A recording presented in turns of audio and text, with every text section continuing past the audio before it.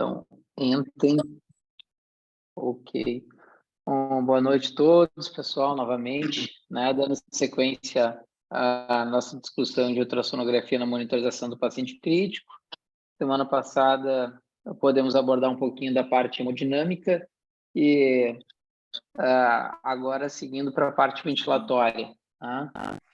Pensando no seu protótipo mais crucial ou mais grave, por assim dizer, que a gente pode ter diante da disfunção ventilatória e o que a ultrassonografia pode utilizar, a gente acabou fazendo uma historinha aqui de como o ultrassom pode ser útil na avaliação do paciente com SARA, né? De como a gente vai vendo o diagnóstico de insuficiência respiratória, vai vendo como é que ele se comporta diante do seu diagnóstico, diante da instituição de medidas não invasivas, quando vai estudar o paciente, como que a ultrassonografia pode ser útil para ver qual modo, forma de ventilar, ou abordagem de mudança de decúbito pode ser adequada, até o momento, propriamente, da extubação em si. Então, como a gente também viu da parte hemodinâmica, a gente hoje tem recomendações não só da Sociedade Europeia, como eu estou colocando aqui, mas também as recomendações da MIB, junto com a Abramed, e que vão estar saindo a segunda parte logo mais, né? Saiu esse mês a primeira parte de recomendações. Depois de 4 anos de trabalho, né, a gente conseguiu, enfim, publicar isso. Foi árduo o processo, não é uma gestação longa, mas a gente conseguiu. E nesse mesmo predicado, nesse mesmo escopo de indicações, a gente segue basicamente as mesmas orientações da Sociedade Europeia, que a ultrassonografia pulmonar e a avaliação diafragmática são importantes para a gente poder dizer o porquê que o paciente tem insuficiência respiratória, dizer como que a gente vai abordar ele, dizer se as medidas que a gente está fazendo estão sendo efetivas ou não, e ter uma ideia de como fazer daí por diante. Né? E no momento de estubar o paciente, saber se a gente tem um melhor, um menor ou um pior cenário para esse fim. E, independente do protocolo que a gente utilizar para analisar a ultrassonografia pulmonar, eu costumo sempre dizer a mesma coisa, que o que importa é fazer um screening, uma avaliação, um rastreamento total do parênquima pulmonar. Né? Então, não sou muito afeito a protocolos, muito afeito a essas coisas.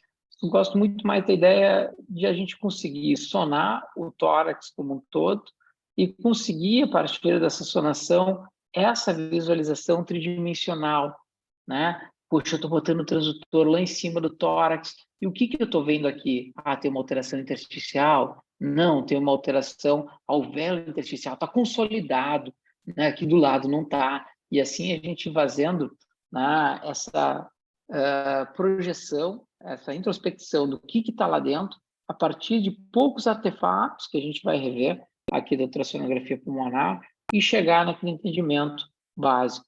Muito parecido com o que a gente faz com uma tomografia. A gente não faz isso, a gente pega lá o videozinho da tomo e vai vendo os cortes de cima a baixo.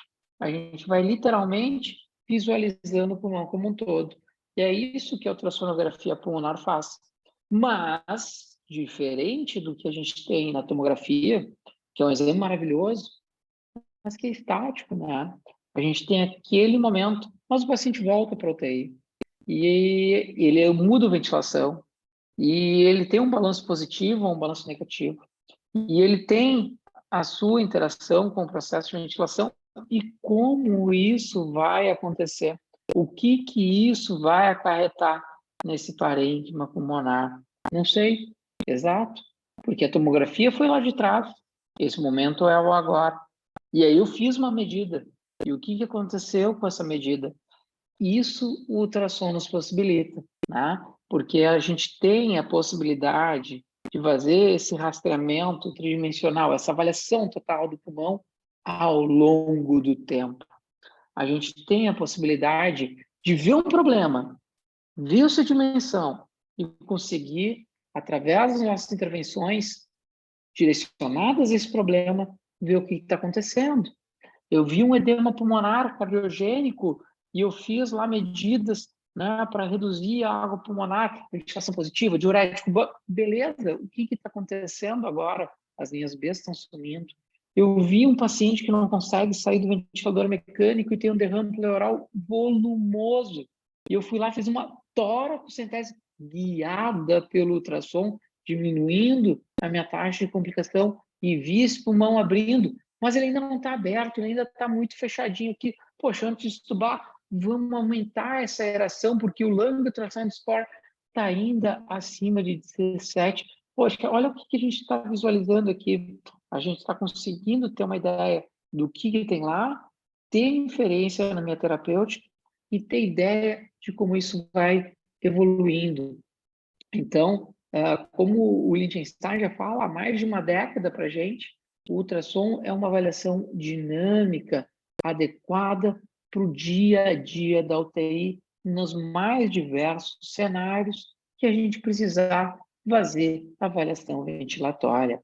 E o COVID foi muito legal para isso, né? A gente vê as recomendações, os domínios de aptidão da ultrassonografia, conforme o pessoal do Infox colocou para a gente, e veja que o COVID foi muito bom para o ultrassom pulmonar, para a monitoração ventilatória como um todo, quando fala-se da ultrassonografia, porque ele nos pauta que o ultrassom ele não é um exame estanque, ele é um método diagnóstico de monitorização à beira-leito e que deve ser feito de maneira sistêmica, multimodal e continuada, vendo o coração junto, vendo a clínica e respondendo às nossas perguntas conforme as necessidades do paciente. Então, no que tange à avaliação ventilatória, a gente tem aqui uma excelente ferramenta para diagnóstico, para avaliação da progressão da doença, para designar processos terapêuticos, avaliar potenciais complicações e analisar o processo de desmame ventilatório, né? Então, quando a gente fala da insuficiência respiratória ou aqui da própria SARA em si, o que o ultrassom tanto me ajuda? Em tudo. Por que eu tenho, como evolui, o que eu faço, o que aconteceu e como a gente está indo. Então, falando propriamente do diagnóstico da SARA, a gente vê como nesse algoritmo do Lancet, né, já apesar de não estar contemplado, obviamente, nos critérios de Berlim, é 2012, né? O Blue Protocol foi publicado em 2009, só tinha 3 anos, não tinha nenhuma projeção tão grande para isso. Mas veja que hoje o nosso entendimento, né, e muito por causa dos critérios de Kigali, do trabalho, mostra para a gente que a ultrassonografia é extremamente útil, benéfica e custo-efetiva para o fim do diagnóstico, não só da insuficiência respiratória, mas também da SARA, né, complementando os critérios clássicos de Berlim. Então, conseguindo me dizer o que é que eu tenho? Eu tenho um padrão intersticial, linhas B, eu tenho um padrão alvéolo intersticial, linha B com consolidação, linha C. Né? Eu tenho um padrão de normalidade. Então, quando a gente fala desses padrões, de uma maneira simples, o pulmão está completamente normal, o pulmão tem alguma alteração intersticial, o pulmão tem alterações difusas. Assim a gente chega no raciocínio básico que a gente consegue dar um diagnóstico de maneira simplificada. Segundo o Liechtenstein, em 7 segundos, né? Ele diz que o Blue Protocol ele não demora mais do que 7 segundos. 1, 2, 3, 4, 5, 6, 7. Acabou. Porque é simples mesmo. E o que o Blue fala para gente? O Blue fala o quê? O pulmão está completamente normal? É tudo um perfil A? Normal? Ou seja, só tem pleura que desliza em linha A. Se isso está acontecendo, eu não tenho nada no alvéolo, nada no interstício, nada na pleura. Sobra o quê? brônquio e vaso. TP é seu asma ou TEP. E eu vou ver se eu tenho ou não trombose venosa, ver se eu tenho colapso ou não dos meus vasos no membro inferior. Poxa, então está tudo um perfil normal que a gente vai rever, né? Aqui, como a gente vê várias evidências para nos dizer isso, né? A gente vai dizer que a gente tem um padrão de normalidade, que é esse padrão que a gente vê aqui no nosso, uh, no nosso slidezinho, aqui na primeira imagem à esquerda. Né? O que é um padrão de normalidade? É um padrão que eu tenho uma pleura que desliza, né? E que em conjunto com a pleura que desliza, eu tenho linhas As, que são essas imagens de reverberação da linha pleural, né? Que vão ser sempre essa mesma distância que a gente tem da pele para a pleura, é a mesma distância que a gente tem da pleura para cada uma dessas linhas paralelas dela, que são essas linhas As. E o que isso significa? Que eu tenho pleura sobre pleura, mais volume corrente, porque a pleura desliza, e eu tenho linha A. Se eu tenho isso por todo o meu parênquima pulmonar, eu tenho um paciente que não tem nenhuma alteração alveolar, que não tem nenhuma alteração intersticial, que não tem nenhuma alteração pleural. Agora, se ele começa a ter qualquer coisa, a gente vai ver qualquer coisa. Se essa qualquer coisa for algum espaço intersticial tomado, por o quê? Qualquer coisa. Água pulmonar de etiologia cardiogênica, fibrose, água inflamatória porque está extravasando. Isso vai gerar um meio de condução desses feixes de ultrassom. Vamos fazer essas linhas hiperecóicas que saem da pleura, vai até o final da pleura, se mexem com ela, apagando as linhas As por onde elas passam, aquelas que a gente chama de linha B. E se eu começo a ter linhas B, eu começo a dizer que eu tenho um padrão intersticial, um padrão de alteração que me mostra uma perda de aeração, onde começa tendo alvéolos poupados. Então, alteração intersticial, linha B, aterfato hiperecóico, que sai da pleura, vai ao final da imagem, passeia pela minha imagem conforme a movimentação da linha pleural e apaga as linhas As por onde ela passa. Conforme eu vou tendo mais linhas B, né, mais alteração intersticial, chega um momento que eu não consigo mais ver a diferenciação entre elas.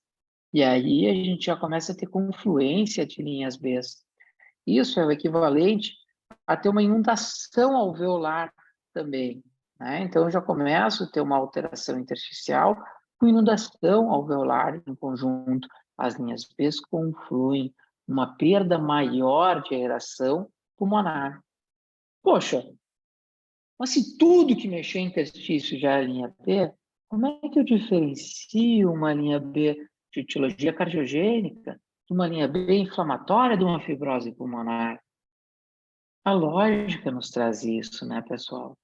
Porque a linha B cardiogênica é igual a aumento da pressão hidrostática capilar. É igual eu abrir a torneira. No momento que eu abro a torneira, eu começo a encher o meu tanque. Quem é meu tanque? É o meu pulmão.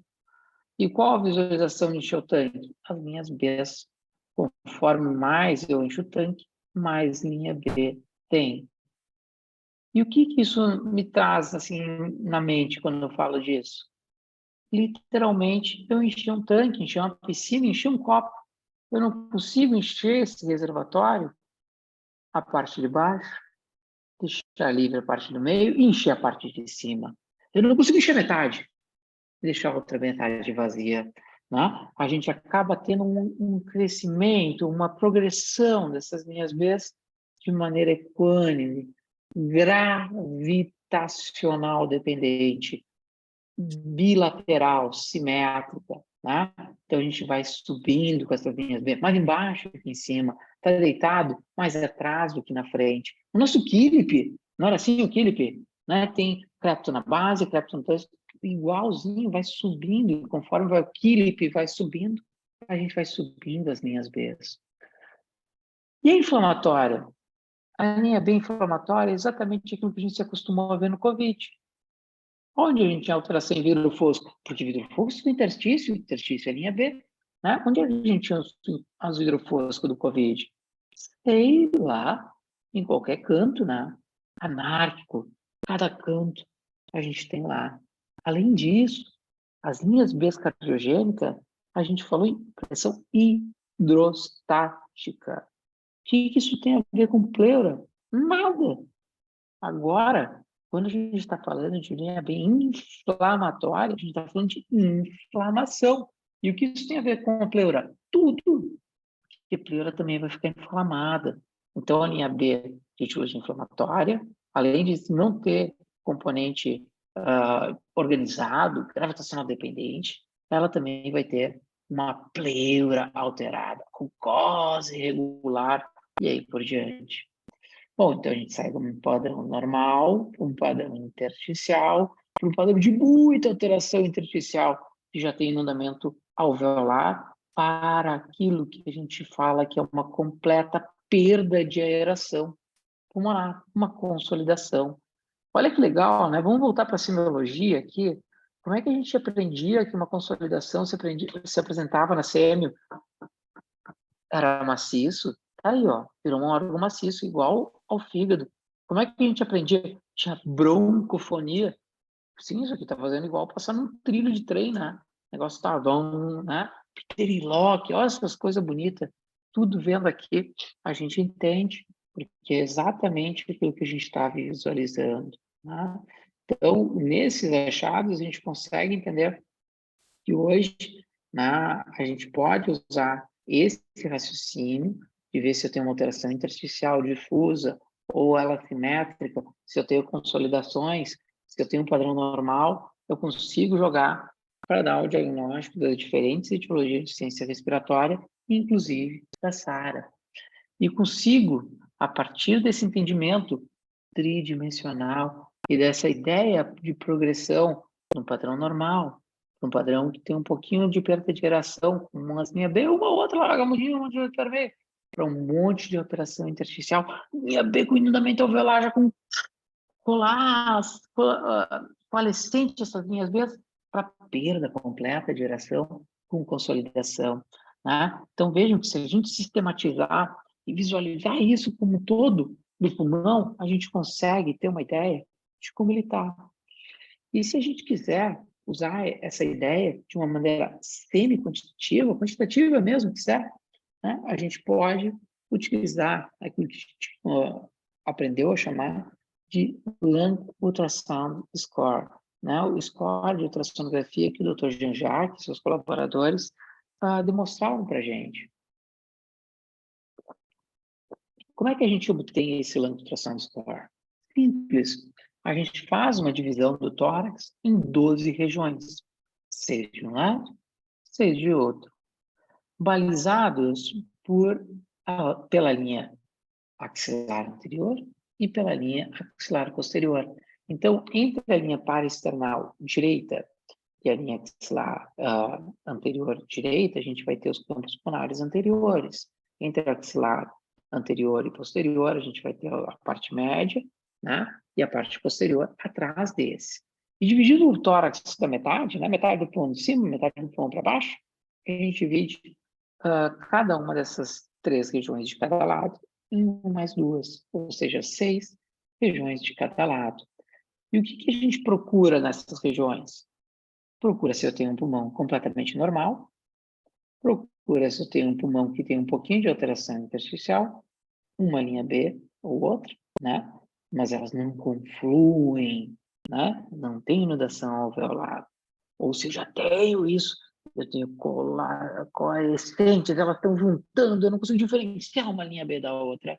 Ou está consolidado o meu pulmão. E a partir desses achados, eu começo a designar uma pontuação a cada uma dessas 12 áreas.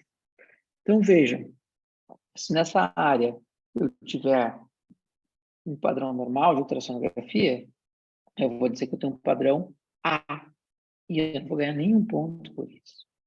Se eu tiver uma linha B ou outra, mas elas não confluem.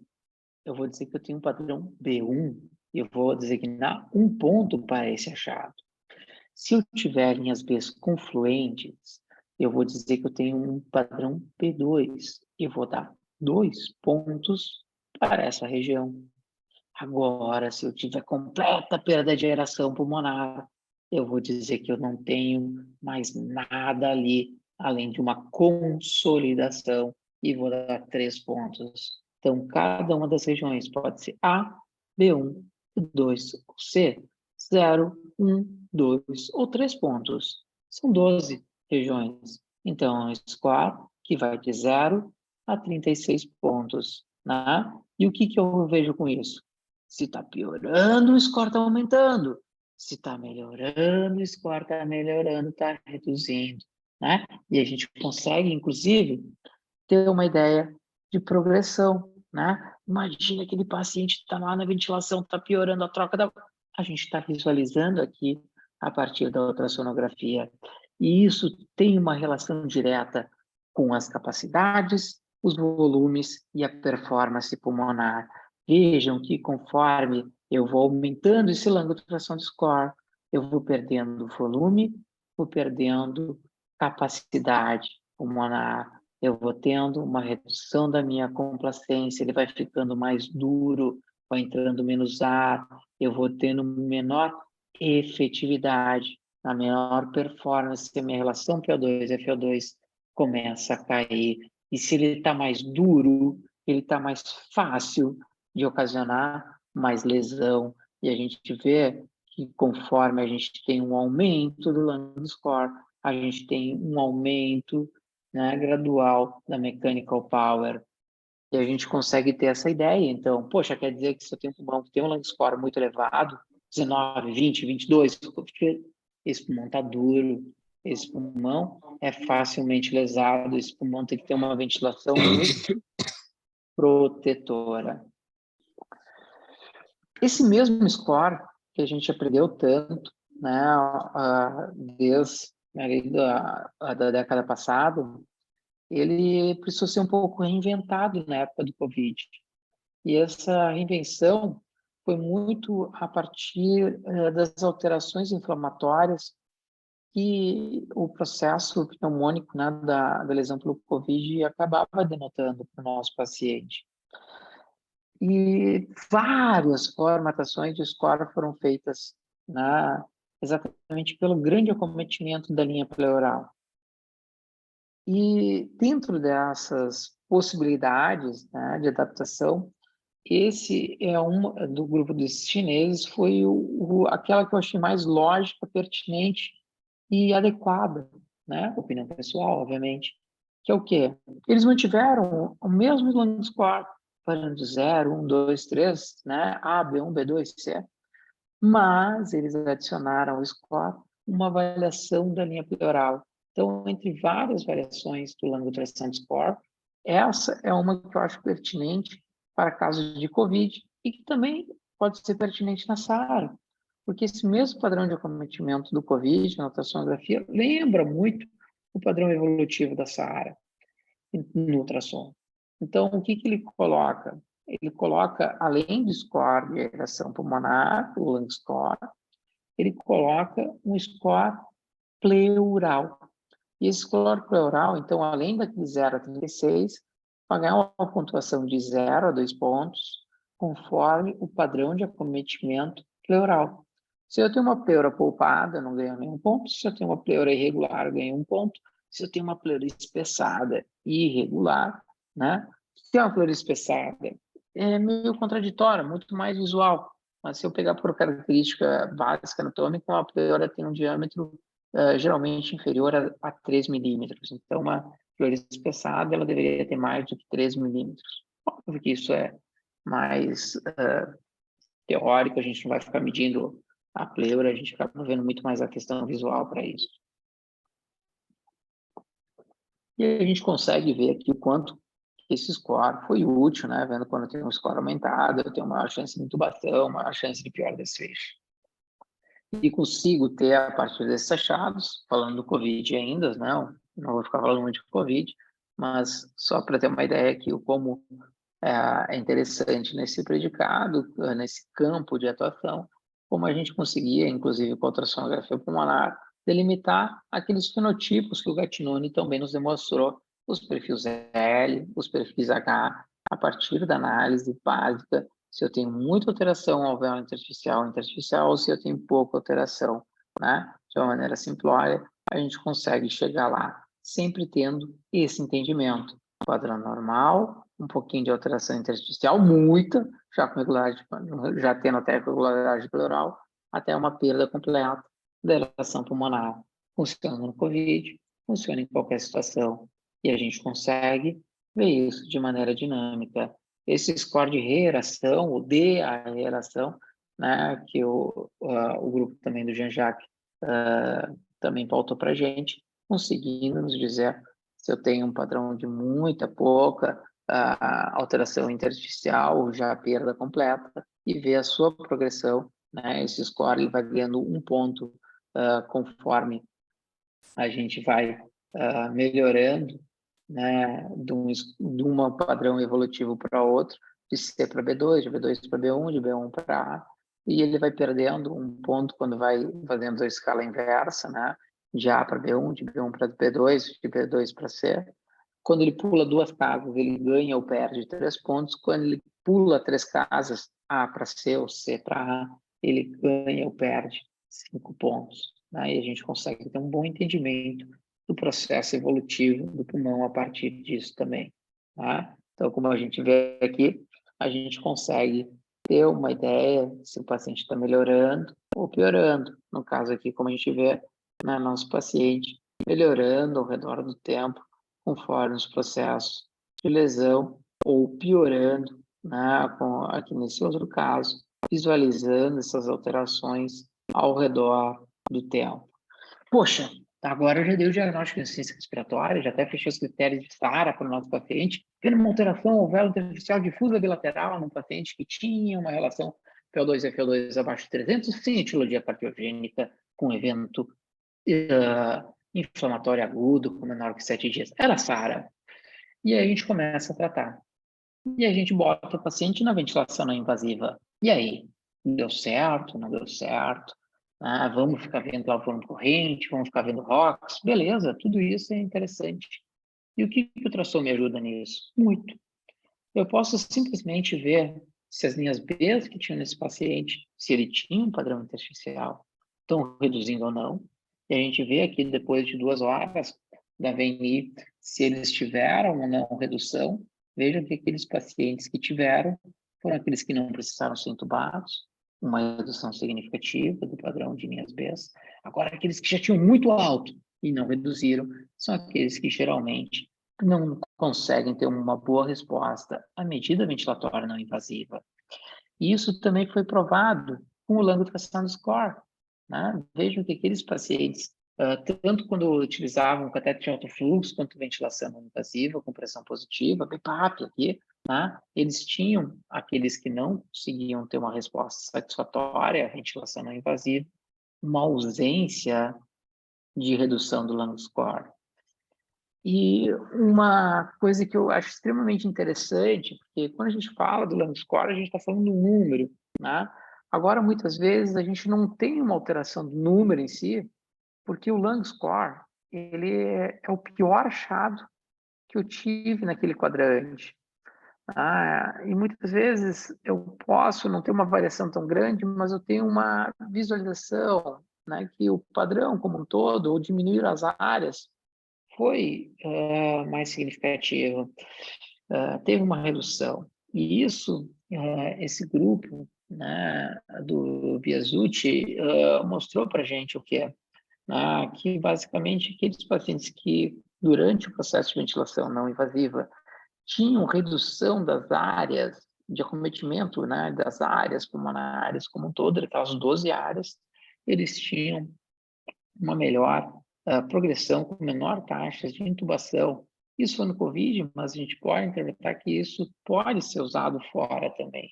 Que o entendimento é o mesmo. Eu estou melhorando capacidade, estou reduzindo a elastância, estou melhorando a interface alvéolo-capilar, estou conseguindo gerar uma melhor performance pulmonar.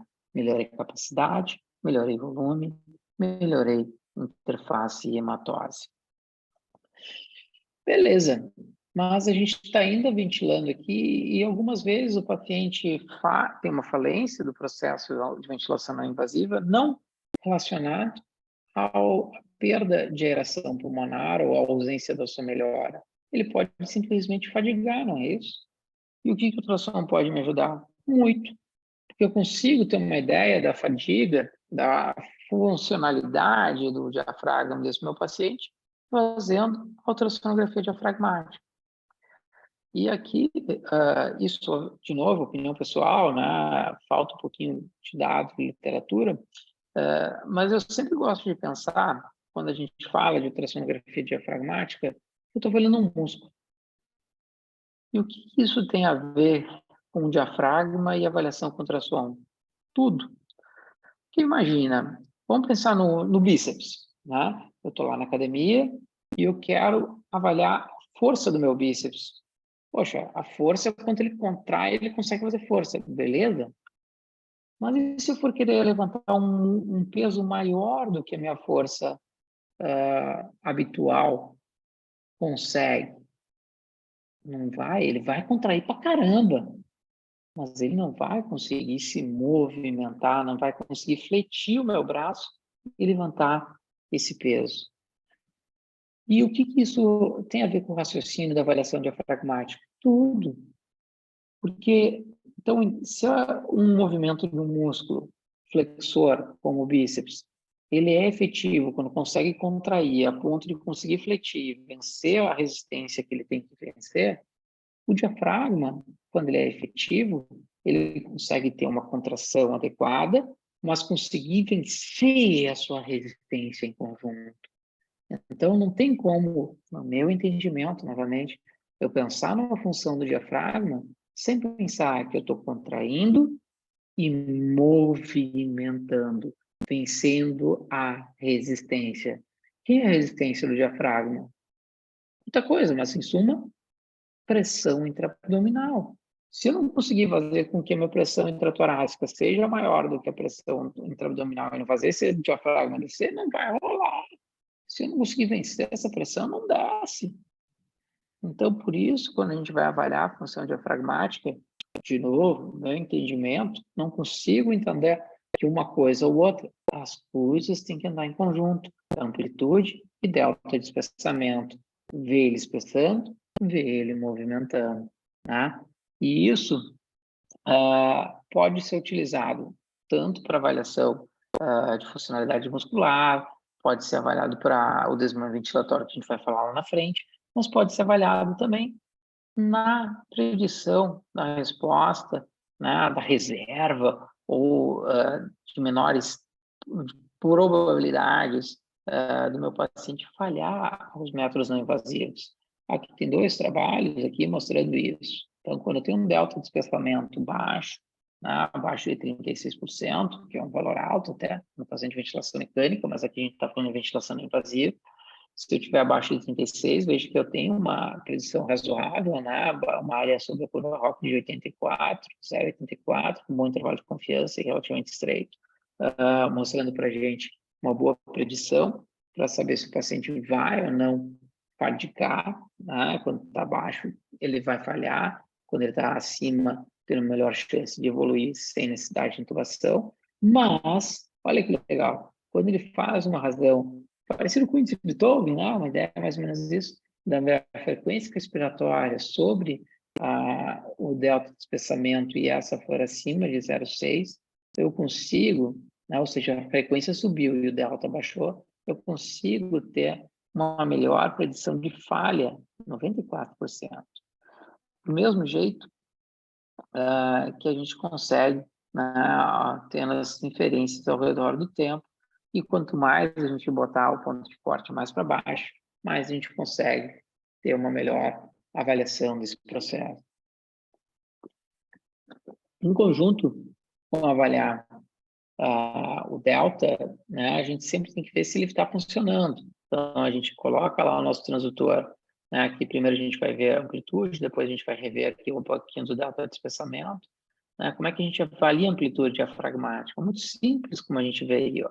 Pega o transdutor curva linear, né, abdominal ou setorial, coloca lá na linha M clavicular, abaixo do rebordo costal, vira lá para cima e analisa, né, vendo o diafragma se aproximando do transdutor, né? Então, quando a gente bota no modo M, vai ver a curvinha subindo, né, o slope se aproximando do transdutor, e quanto maior for essa amplitude, quer dizer que maior é o seu movimento.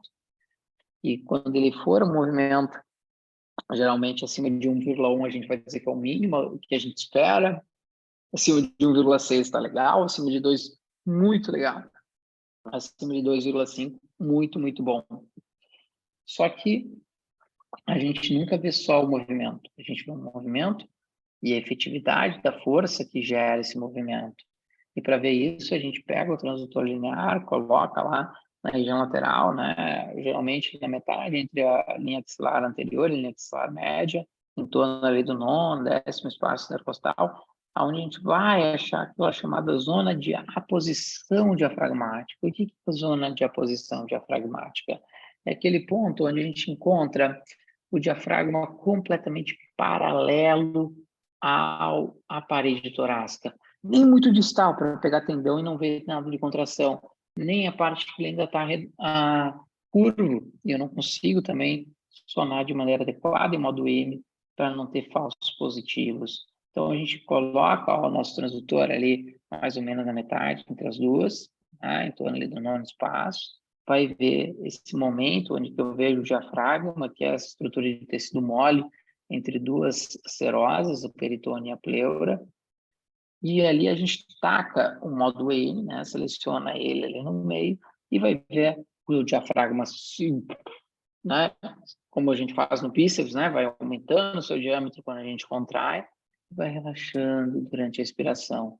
E a gente faz essa análise, né, desse delta de espessamento, e quando ele for adequado, geralmente acima de 36, entre 20 e 36, meia boca, abaixo de 20, muito ruim, a gente consegue ter essa ideia. Então, vendo sempre os dois juntos.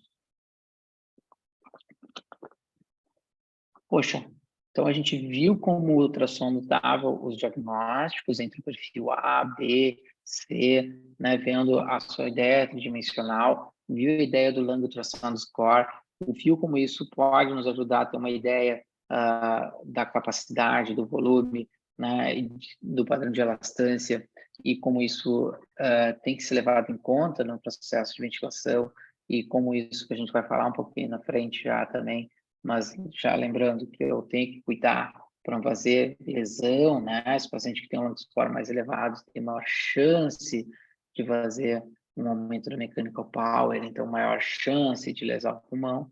A gente viu aqui que se a gente vai evoluindo com uma perda da aeração pulmonar, ou a não redução com as medidas de ventilação invasiva, a gente tem uma ideia de perda e de não efetividade dessas medidas, e a gente viu que quando a gente usa também a ultrassonografia diafragmática no processo de ventilação não invasiva, a gente ganha uma outra ferramenta para avaliar se esse paciente está evoluindo bem ou está evoluindo mal no processo de suporte não invasivo, se ele tem uma maior chance de evoluir com necessidade de intubação. Então, um lung score que não baixa de 13, 14, sobretudo se mantendo acima de 17, alta chance de falhar. Um delta de espessamento abaixo de 20, altíssima chance de falhar. Abaixo de 36, já tem que abrir o olho. Acima de 36, eu fico mais tranquilo. Uma amplitude do diafragma abaixo de 1,1, muita chance de falhar. Entre 1,1 e 1,6, 2, abre o olho. Acima de 2, 2,5, maravilha. Baixa chance de falhar, ao menos da parte muscular desse processo. Mas será que, além daquilo que eu estou vendo aqui, esse paciente tem chance de evoluir para uma piora logo ali na frente? Tem algum cenário que eu posso avaliar isso? Tem. No paciente politraumatizado, olha que legal. Então, num paciente politraumatizado, a gente pode avaliar um lung ultrassound score diferente, que para avaliar a predição de evolução para essa área, a gente faz a avaliação em vez de fazer 12 áreas no pulmão, a gente vai ver só 8, porque a gente não vai ver lá atrás, para não rodar e não ter risco de lesionar, né, a coluna do nosso paciente, afinal, é um geral do politrauma. E aí a gente faz o quê? Ó? A gente analisa essas 4 áreas, não 6, né? A parte anterior, lateral, cima, baixo, e avalia se eu tenho ou não contusão pulmonar, hemotórax ou pneumotórax nessas regiões, e se eu tenho, se ocupa a totalidade ou não dessa área. Então, o que é contusão pulmonar no ultrassom? Linha B, consolidação, certo? Vi linha B, consolidação, eu tenho contusão, hemotórax é derrame pleural, pneumotórax é pneumotórax, ausência de deslizamento, né? Pleura que não desliza, sinal de estratosfera no modo M, e a avaliação de ausência de outros achados, né? Não tem linha B, não tem consolidação, e se eu ver, sobretudo, o ponto pulmonar. Então, analisei isso, encontrei algum desses achados, consolidação, linha B, pneumotórax ou hemotórax. Nesse quadrante, eu ganho 1 ponto. Se ocupar todo o quadrante, eu ganho 2 pontos. E se eu tiver um score acima de 6, eu tenho uma elevada chance de esse paciente evoluir para SARA dentro de 48 horas. Né? Como a gente vê aqui, tendo uma relação direta com o grau de contusão na tomografia, avaliado com 72 horas depois. Né? Então, ter um score acima de 6, nesse padrão, 0 ausência de lesão, 1 lesão, 2 lesão completa naquele sítio, que eu tenho hemotórax, contusão ou pneumotórax, as 8 áreas, juntando parte anterior e lateral, bilateral. Se eu tenho isso, alta chance. Né? Um outro trabalho aqui mostrando para a gente que um ponto de corte um pouquinho mais baixo consegue manter também uma boa sensibilidade, especificidade acima de 4. Então, acima de 6, quase com certeza vai. Acima de 4, muito provável. Mas falhou. Tinha um score aumentado, tinha um tato de espessamento baixo, tinha uma amplitude baixa, né? Tinha, se era um politrauma, já um padrão ali com uma score acima de 4, sobretudo acima de 6, falhou. Foi para ventilação mecânica. O que eu posso ver? Bom, posso ver primeiro, né, se eu tenho um score muito elevado, já sei que eu vou ter que fazer uma ventilação mais protetora. Beleza. Ele tem maior chance de mechanical power e de lesão subsequente. Beleza. Mas, além disso, eu posso ter uma ideia de discernimento se ele vai ou não responder a medidas de ventilação com pressão positiva, com uma PIP mais elevada, ou se ele vai responder melhor a mudança de decúbito. Como é que a gente pode avaliar isso? Avaliando se eu tenho um padrão difuso, um fenotipo difuso de alteração em mais áreas do pulmão focal, onde eu tenho maior lesão na base pulmonar, né? Então, se eu tenho tem vários critérios para dizer isso, né? Nessa revisão a gente encontra os critérios de Piedmont, os critérios de Amsterdã e da Lombardia, e vê que, na verdade, tudo é a mesma coisa. Eu estou tendo mais do que só a região posterior, vindo para a parte anterior, lateral do tórax, e se isso está acontecendo, a gente já sabe que não adianta, se isso não está acontecendo, se eu tenho um padrão que não acomete parte anterior, lateral, só está lá atrás, não adianta eu querer fazer muita ventilação com aumentar demais a pressão, porque eu só vou ocasionar lesão, né? O meu pendeluft vai fazer muito, vai aumentar cada vez mais, ou cada vez mais aumentar o meu data pressure, cada vez mais eu vou lesar o meu pulmão, tá? Então, a gente sabe que um padrão focal, ele não vai responder muito bem a incrementos de pressão. Em compensação, padrões difusos podem responder mais. Padrão focal está só na parte posterior, ele responde mais à prona, né? Então, a gente vai vendo que essas medidas, vou aumentar a pressão, vou pronar, pode também ser direcionada mediante aos achados da ultrassonografia pulmonar. E se eu fiz isso, eu continuo fazendo ultrassom para ver se vai melhorando. Ó, aumentei a PIP, era padrão difuso, aumentar a PIP podia ser que... Beleza, né? Tá tudo fechado, aumentar a pressão alveolar, aumenta a sua abertura. Beleza, verdade. E a gente vai fazendo, acompanhando, vendo ó, a área de aeração melhorar.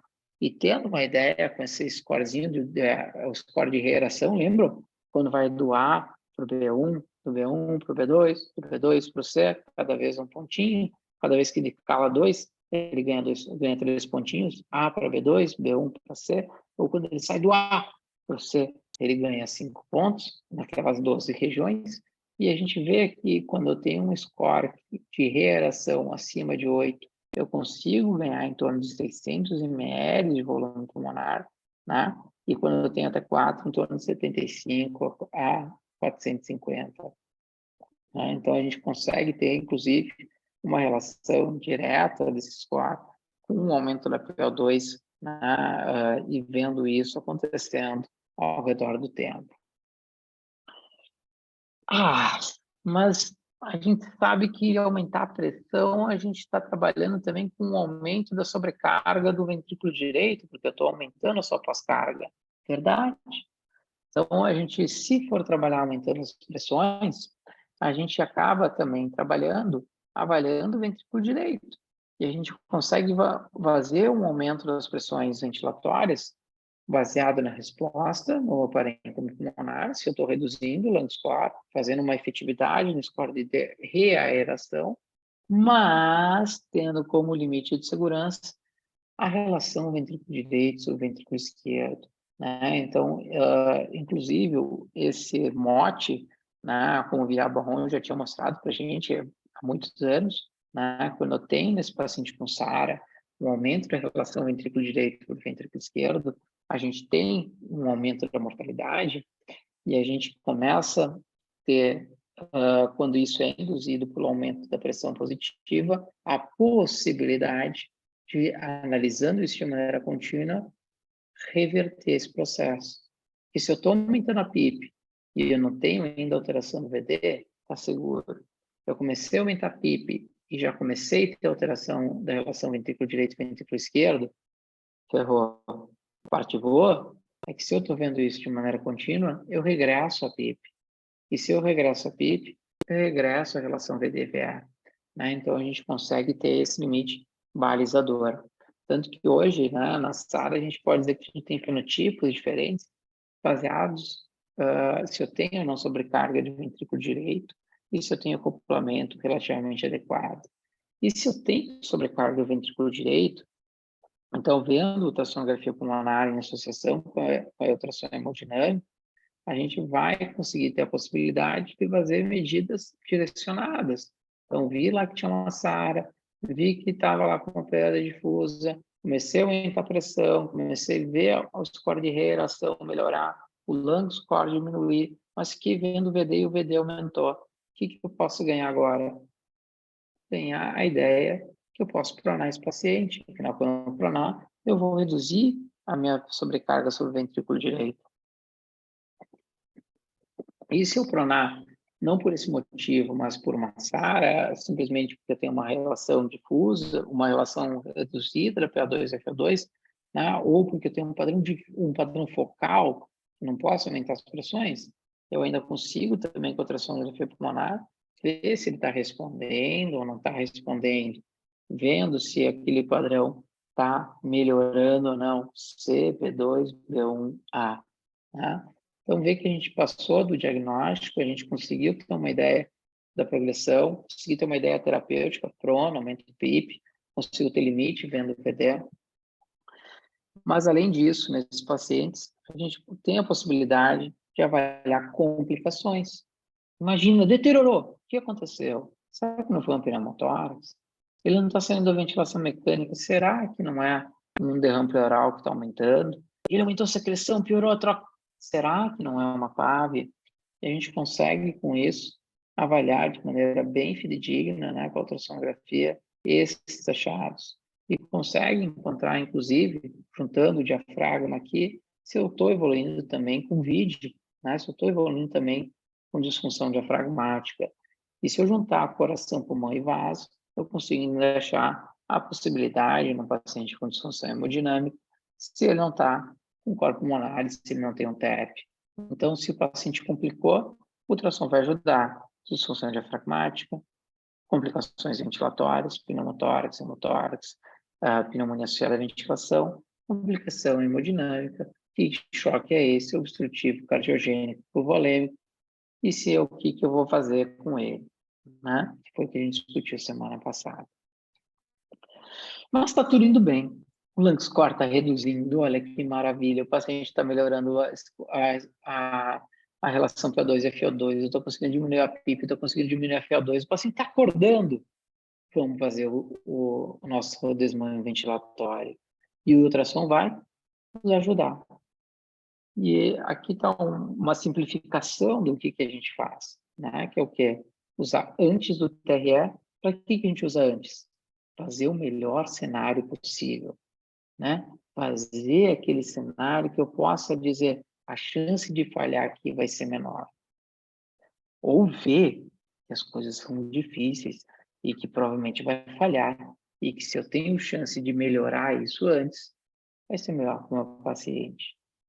Tá legal, vamos botar no TRE. Vamos lá, 30 minutos, 60, 120, o tempo que eu quiser. E o que eu vou ver agora que eu diminui as pressões, vou ver se eu continuo tendo um cenário adequado, se ele piorou conforme essas medidas.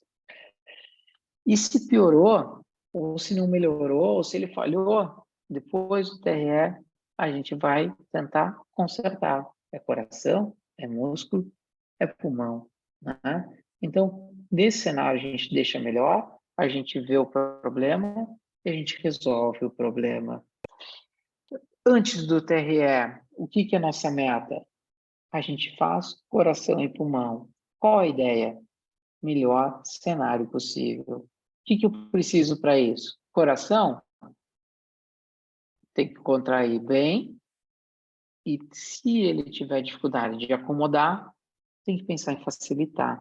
Então, se ele está contraindo bem, tá beleza. Se ele está contraindo mal, parelhos não se aproximam, parelhos não se espessam, mitral não abre. Se isso está acontecendo, vamos melhorar a contratilidade? Pode ser que seja benéfico. Agora, se o problema está na complacência ventricular, o problema está na diástole, PD2 está aumentado, eu não estou... O que eu posso fazer aqui? Facilitar a minha vida, né? E fazer, por exemplo, avanço negativo, tirar a necessidade de sobrecarga, beleza? Não deixar esse cara ter taquicardia, beleza? Tá? E o pulmão? O melhor cenário possível. Um lung score idealmente abaixo de 13, no mínimo abaixo de 17. E se tiver um derrame pleural volumoso? Isso aí vai aumentar mais de 300% a chance disso aí falhar. Como é que eu vejo que é volumoso? Distância entre as pleuras, fácil. Maior distância entre as pleuras é maior ou menor que 2 centímetros? É maior ou menor que 5 centímetros? Maior que 5, alta chance de falhar porque tem um volume aumentado. Abaixo de 2, a chance já é menor. O volume é abaixo de 500 ml, né? Mas sempre avaliando isso de maneira contínua. Agora, se eu tenho um paciente que eu estava com um score baixinho, já estava com função sistólica legal, né? Eu já estava com diastólica ruim, mas já negativei, botamos no TRE. E o que o ultrassom vai me ajudar agora em diante? Vamos ver o que resultou. Será que reduzindo as pressões eu perdi a aeração? Se isso aconteceu, eu vou ver o meu lung score aumentar. Então, se o lung score, depois desse período de TRE, ficar acima de 17, eu vou ter uma alta chance de falha. Se ele ficar entre 13 e 17, a mensagem é, opa, vamos facilitar a nossa vida. Abaixo de 13, eita, esse negócio tá legal, né? Alta chance de dar certo. Só que depois de eu deixar esse tempo, eu ainda ganho a possibilidade não só de ver o parênquima, de saber se ele não tem maior chance de fadigar por falência muscular. E como é que eu vejo isso? Diafragma. A amplitude está maior ou menor que 1 centímetro? O delta de espessamento está adequado ou não? E depois disso, se eu tirei o tubo, se eu não tirei, mas que as coisas não deram certo, eu ganho na ultrassonografia uma possibilidade de melhoria, né? Então, veja o que a gente usa é a análise diafragmática, análise pulmonar e análise cardíaca. Aqui, fazendo um resuminho aqui para a gente, né? O que a gente vai vendo no delta de espessamento, que o bom é acima de 36, bonzinho acima de 30, ruim abaixo de 20, né? A gente vai vendo que a sua amplitude, ela teria que fazer no mínimo 1,1, mas ficando legal acima de 1,6, né? A gente pode fazer correlatos, fazer ampliar a análise do diafragma, entendendo se o paciente está tendo uma boa função, está entrando muito ar lá dentro. Mais ou menos a ideia do Tobin, né? Lembra do índice de Tobin? Frequência respiratória sobre volume corrente. Então, conforme melhor é, menor a frequência, conforme melhor é, maior o volume. Então, posso fazer a modificação do volume corrente pelo delta de espessamento, e se isso der maior que 80, é bom. Eu posso fazer a divisão do delta de espessamento pela frequência respiratória, e se isso for maior que 0,008 é bom, né? E posso fazer também a ideia mesmo do Tobin, que é a frequência respiratória, conforme menor, melhor, conforme menor a frequência respiratória, quer dizer que eu tenho mais tempo índice. Então, vendo o quanto que ele andou, a amplitude do diafragma, multiplicando pelo tempo inspiratório, avaliado lá pelo diafragma, quando ele for acima de 2,4, eu também tenho uma ideia adequada. Lembrando que todos esses indicadores de diafragma são depois do TRE. Junto com isso, ter um lambda score abaixo de 14 é bom, acima de 17 é ruim, entre 13 e 17 em cima do muro, né? Derrame pleural abaixo de 5, razoável, abaixo de 2, bom, acima de 5, ruim. Se eu tenho linhas B difusas, isso não é bom, a gente vai reduzir. Função sistólica baixa, a gente quer aumentar. Função diastólica ruim, a gente quer negativar, né? Então, a gente consegue ter uma boa ideia disso antes, durante e depois. E como a gente mencionou, se eu tenho um derrame pleural e ele é volumoso, acima de 2 no mínimo, mas geralmente acima de 5, eu ainda ganho a possibilidade de fazer a toracocentese guiada e melhorar nossos resultados, diminuindo as complicações associadas. Se eu pensar que tinha uma gray zone ainda nesse negócio, a gente falou sobretudo na questão do lambda ultrassom score, e quando ele está abaixo de 17, 14 era bom, acima de 17 era ruim, mas nesse meio, era uma área cinzenta. E nessa área cinzenta, a gente pode facilitar a vida do nosso cliente. E como a gente vê aqui, né, adotar medidas para facilitar, aumentar a ventilação não invasiva, usar catéter do fluxo, tudo pode reduzir as chances de reintubação, né, reduzindo o tempo de UTI e melhorando o desfecho do nosso paciente. Mas se as coisas derem errado, a tração também nos ajuda. Hemodinâmica, ventilação, fadiga, o que está acontecendo. Então, veja que a gente deu o diagnóstico, a gente tentou medir as medidas não invasivas, tentou ver se estava indo ou não bem, vendo o diafragma, vendo o lung score, a gente viu as potenciais complicações, a gente determinou as melhores abordagens, prona, não prona, aumenta a PIP, não aumenta, ganhou um limite para aumentar a PIP, as coisas deram certo, a gente avaliou o processo de desmame e a gente consegue, além disso tudo ainda, ter uma ideia prognóstica.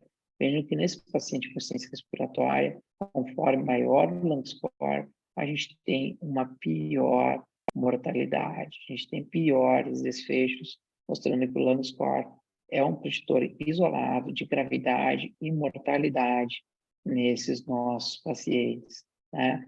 Tendo uma relação direta com a mortalidade, uma relação direta com os dias de UTI, de ventilação mecânica e de dias internados no hospital, obviamente, direta com os custos associados. Óbvio que é um exame que tem limitações, né? Eu posso ter treino, posso ter visão subcutâneo, eu preciso ter o aparelho e preciso ter alguém que saiba fazer. E quando tem alguém que sabe fazer, quanto mais ele faz, mais ele sabe, mais ele se apaixona, mais ele usa isso no dia a dia, né? E a gente tem uma limitação cada vez menor da ferramenta. Então, quando a gente fala de monitorização ventilatória, aqui dando um play no Lung Ultrasound Score, Lung Ultrasound como um todo, mas a gente pode dizer que ele, o diafragma e avaliando o coração junto, nos dão uma boa perspectiva de todas as etapas de monitorização ventilatória, conseguindo literalmente fazer todo esse ciclo de avaliação, né? Que é como ficou, como evoluiu, o que eu faço, que deu de errado, como que as coisas vão evoluir. Era isso. Então, pessoal, fico à disposição ainda para a gente discutir aí o que vocês tiverem e que puder ajudar.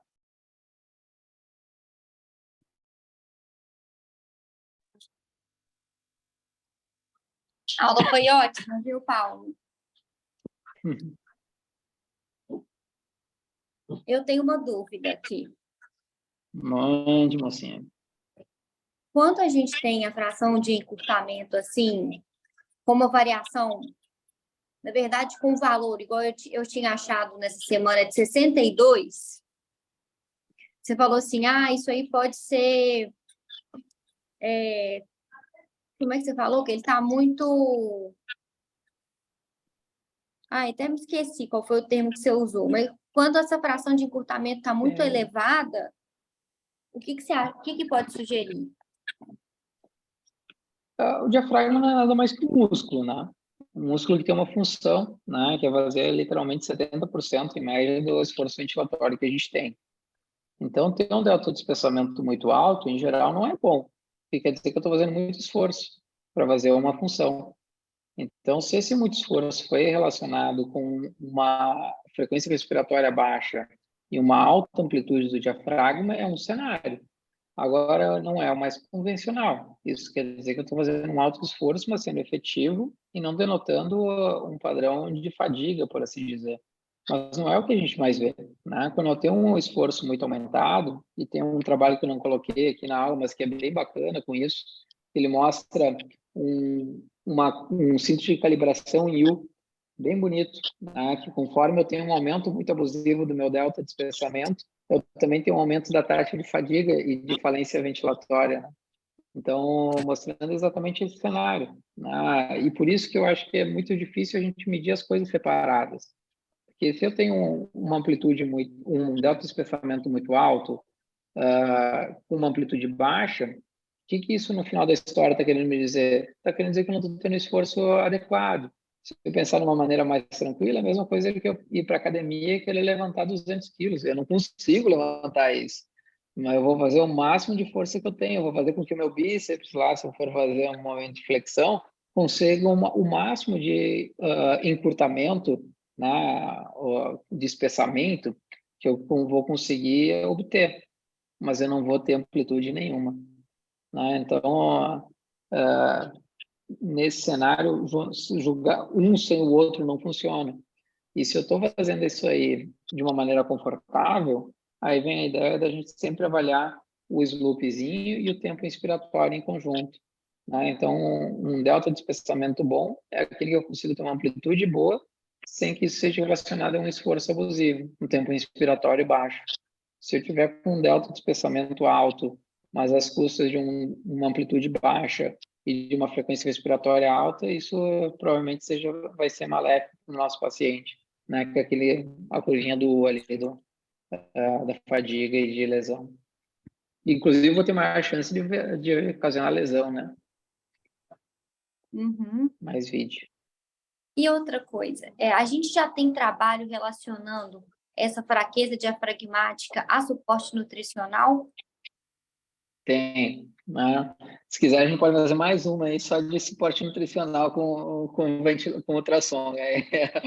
Seria um terceiro momento aí, né? Que a gente tem ela em tese, né? Quando a gente pode usar da mesma forma que a gente analisa o vasto lateral, né? E todos os outros músculos relacionados ao gastrocnêmio, a gente pode analisar também o diâmetro mínimo diafragmático como um preditor de fraqueza, um preditor de sarcopenia, e como uma análise do processo de terapêutica nutricional. Bem menos trabalhos do que o vasto lateral e o gastrocnêmico como um todo, mas tem trabalho sim. E ele mostra, inclusive, uma menor sensibilidade, mas uma maior especificidade num deles, né? E consegue ter essa relação direta. Então, conforme eu vou tendo uma piora da sarcopenia, uma redução desse diâmetro, que vai começando geralmente está abaixo de 0,17, mas ele tem um maior tempo para conseguir melhorar, ele tem um maior tempo para conseguir piorar também. Então, ele é mais tardio, apesar que a gente sabe que pode perder 1 a 2% a cada dia de ventilação mecânica, né? Mas isso é relativo. E uma outra coisa que eu ia falar, do mesmo jeito que o gastrocnêmio, a gente também pode analisar a escala de cinzas dele, né? Então, a gente pode analisar a qualidade do músculo da mesma forma que ele faz, e da mesma forma que o gastrocnêmio, a gente pode analisar, então, conforme eu vou perdendo qualidade do músculo, eu vou tendo um músculo que está menos anecoico, por assim dizer, né? Mais próximo de tonalidades mais claras, porque ele vai tendo mais infiltração gordurosa e líquida, e o nosso músculo vai ficando pior, uma pior qualidade, no seu conteúdo de glicogênio começa a reduzir e a sua escala de cinza começa a ser jogada para a direita. Quem defende isso um pouco sobre análise nutricional comparado com o gastrocnêmio ainda tem relação que ele tem menor envolvimento relacionado com o balanço hídrico, né? Então, um paciente com perda capilar, com edema, ele acaba tendo uma maior dificuldade de uma padronização de análise de gastrocnêmio de vaso lateral como um todo para analisar isso de maneira sequencial, diferente do que o diafragma, que vai ter menor implicância com o balanço hídrico e o seu diâmetro.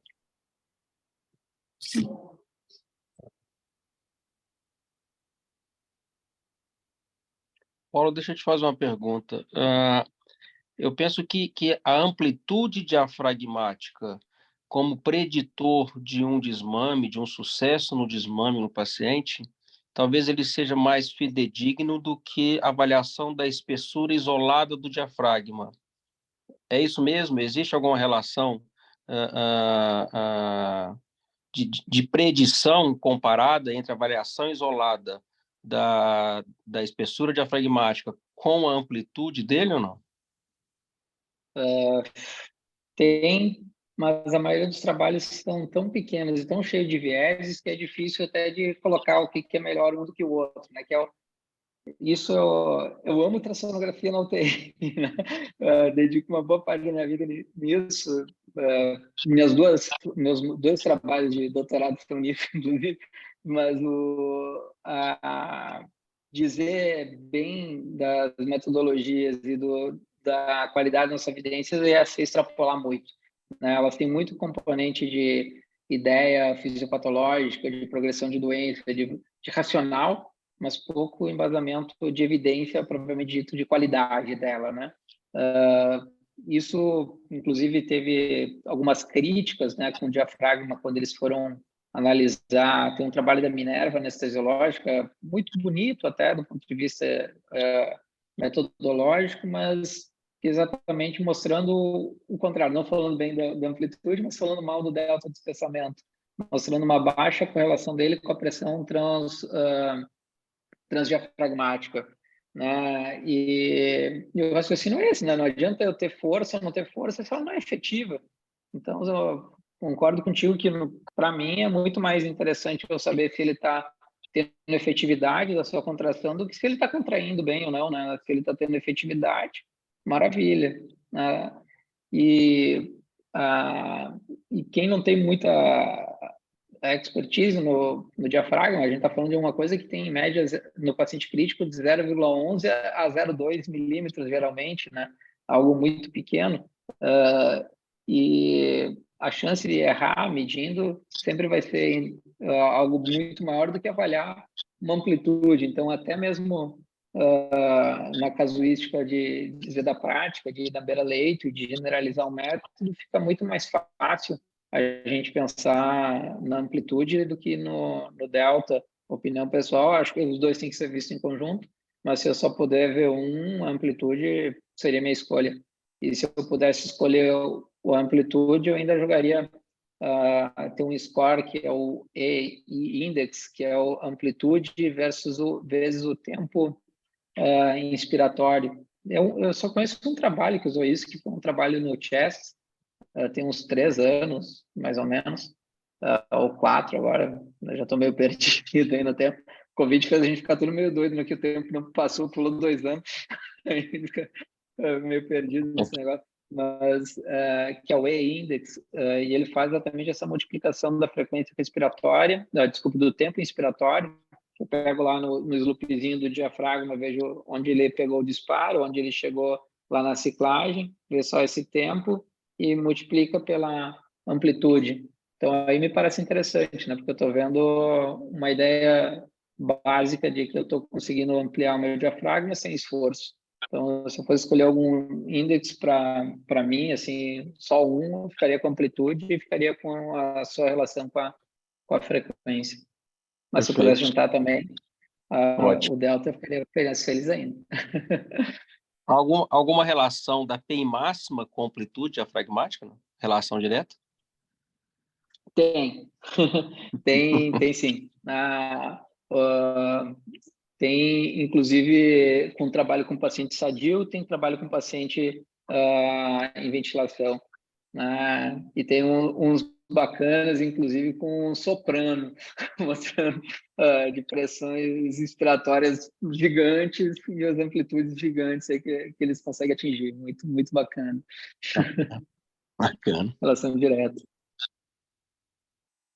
Muito Ô, bem. Paulo, Alguma pergunta, turma? ô Paulo, que é Paulo, primeiro parabéns aí, e boa noite, né?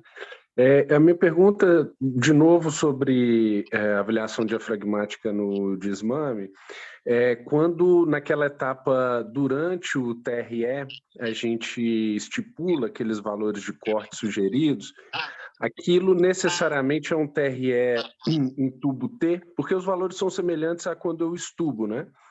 Ou indifere se eu estou fazendo TRE sobre ventilação com pressão positiva ou negativa? Como é que esses estudos são provenientes de um TRE sobre qual situação? Nas duas, né? E aí vai de novo a crítica do negócio que acho que como todo relacionamento, né? A gente no começo é iludido, depois a gente se desencanta, depois a gente chega num platô ali de boa convivência, né? Outra a mesma coisa. Então, as evidências realmente não são as melhores possíveis no ponto de vista de qualidade. Isso é meio notório que os estudos com diafragma na parte do desmames têm, enfim, muitos vieses. Tem trabalho mostrando tanto em tubo T quanto em impressão de suporte. Todos eles mostram, todos não, tem um ou dois que de cabeça que eu lembro que não mostraram boa correlação, né? Mas poucos com N maior, poucos com uma maior homogeneização da amostra, né? Graças a Deus tenho dúvida, né? Senão, por exemplo, um dos meus trabalhos que a gente está fazendo agora, ainda no comitê, que é exatamente brincar com todos eles em conjunto, com análise multivariada, para tentar jogar, né? O long ultrassound, quantificação de B, amplitude do diafragma, delta de espessamento e diâmetro entre as pleuras, né? E chegar numa formulazinha aí que consiga nos dizer a possibilidade de maior falência ou não, né? Então, infelizmente, eles têm vieses, tem tubo T, tem em PSV, tem com 30, 60, 120, mas, sendo honesto, o nível de evidência não é lá essa maravilha que a gente gostaria. Obrigado. Mas se eu começo a falar, tem esse problema que eu consigo parar de falar, né? Mas acho que quando fala de desmame, é difícil pensar em números cabalísticos, né? A gente tem muito aquela questão, e acho que isso é a parte legal do intensivista, né? A gente tem muito aquela história do cheirar o paciente, né? A gente está ali na beira-leito e vendo ele como um todo e como a situação está, e o ultrassom nesse ponto é uma ferramenta a mais, não é a única, de longe que não, mas é uma que consegue nos dar informações adicionais bem bacana, como é que está a mecânica, como é que está a aeração, como é que está a interação coração-pulmão, né? Eu acho que essa integração diafragma, pulmão e coração é a parte mais legal desse momento. Certo. E aproveitando o gancho, eu acho que a essa altura você já deve estar sabendo que uma das nossas residentes vai estar fazendo a monografia, né, um estudo sobre essa avaliação diafragmática, né, orientado pela Cíntia. E, como você falou aí, existem oportunidades de pesquisa e, desde já, se for, né, de interesse, tudo fazer com que o nosso hospital seja um braço aí de alguma linha de pesquisa, a gente tem um N muito grande, né? Então, acho que com essas relações estabelecidas, a gente pode caminhar nesse sentido aí, tá bom? Obrigado mais uma vez pela aula. Eu que agradeço e fico feliz aí, porque é difícil achar gente aí para... E isso é engraçado, né? Porque como faz pouco que a gente fala mais de diafragma. Antes era difícil conseguir fazer com que as pessoas deixassem falar de diafragma. Há uns 5 anos atrás, quando eu ia querer falar de diafragma, todo mundo dizia, não, fala de outra coisa. E agora, depois a gente falar de pulmão e diafragma, ninguém fala nada de pulmão, porque pulmão já virou, né, algo mais clássico para todo mundo, e ter tanta gente interessada no diafragma, eu chego a ficar sorrindo aqui de lado a lado, feliz aí. Bacana demais. A evolução, né? O próprio Liechtenstein foi ridicularizado, né, no início, né? Poxa, mais de 10 anos para conseguir publicar o primeiro trabalho, né? O cara conseguiu publicar um livro antes de publicar um artigo. Pois é. Alguma pergunta, turma? Dá tempo de perguntar mais uma aqui, chefe? Já. Estão me ouvindo? Estão ouvindo. Mande. Paulo, no paciente que começou a VNI, eu posso usar o Lang, o score mesmo? Ou tem alguma ferramenta validada que eu consigo predizer a chance dele falir nessa VNI? Ou não, que a VNI vai dar certo? Tem do Langscore, isso usando ponto de corte de 12, de 14 e de 18. Né? Então, se o paciente permanece ali na VNI e o Langscore continua elevado, sobretudo tem ponto de corte de 12, de 14 e de 18, então vê que é uma coisa, um hiato meio grande, né? De novo, populações bem heterogêneas, mas acho que a maior ideia é a mesma coisa do que na beira-leito, né? Se a gente está vendo o ROX lá reduzir ou não, se a gente está vendo o paciente ter uma causa reversível e que ele está melhorando e está conseguindo, ou não, né? Não é reversível, não está melhorando. Se não está melhorando, eu não estou vendo o Langscore reduzir. Então, independente do valor de corte dele, acho que mais a ideia ponderal, e se o paciente está acoplando e sem fazer uma lesão, e não fazer uma lesão, óbvio que eu não consigo ter essa ideia direta só com o Lang ultrasound score, mas eu consigo ter uma ideia pensando, se eu estou pensando em lesão, eu estou pensando em mechanical power, estou pensando em frequência, estou pensando em delta pressure, eu estou pensando em uma dinâmica ventilatória meio estressada, por assim dizer. Né? Eu estou vendo isso no diafragma. E acho que juntando pulmão e diafragma, eu consigo já ter uma ideia melhor disso. Então, eu estou vendo se tem um padrão intersticial, linha B, está reduzindo ou não está reduzindo as Bs? Eu tenho um Lang score aumentado, esse Lang ultrassom score está reduzindo ou não está reduzindo? E junto com isso está sendo seguro ou não está sendo seguro?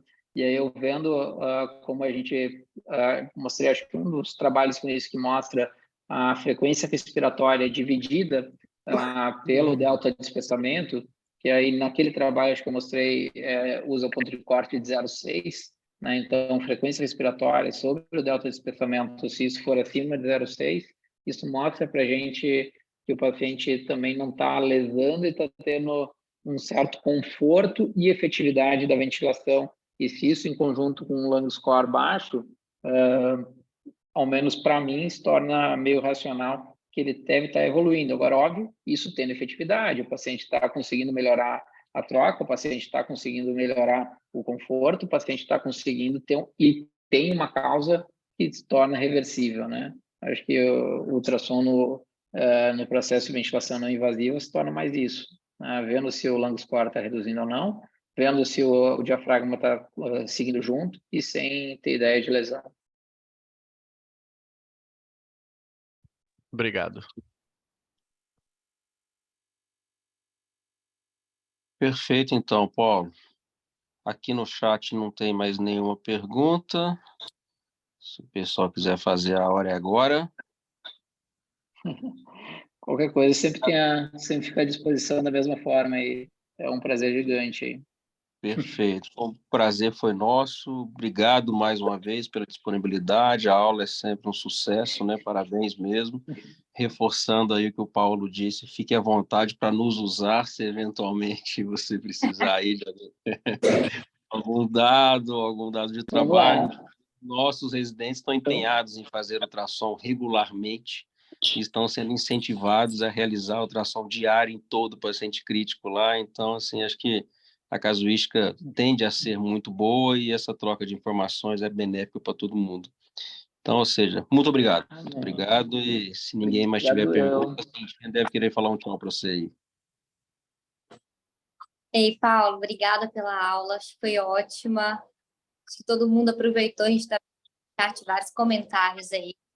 Aula sensacional, muito boa. E Divertido. essa sugestão do Paulo, 80 leitos assim, à disposição do que você precisar. E vamos usar esses 80 leitos aí, então, pelo amor de Deus. Estou precisando muito. Então, acho que é isso, né, pessoal? Mais alguém? Algum comentário, alguma sugestão?